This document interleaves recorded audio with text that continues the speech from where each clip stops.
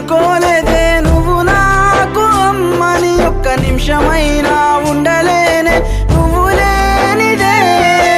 9 నెలలు మోసి నన్ను కన్నావా నా జానమ్మ చచ్చే వరకు నీ తోడు ఉంటానే జానమ్మ నన్ను కన్నమ్మ జానమ్మ నన్ను గన్నమ్మ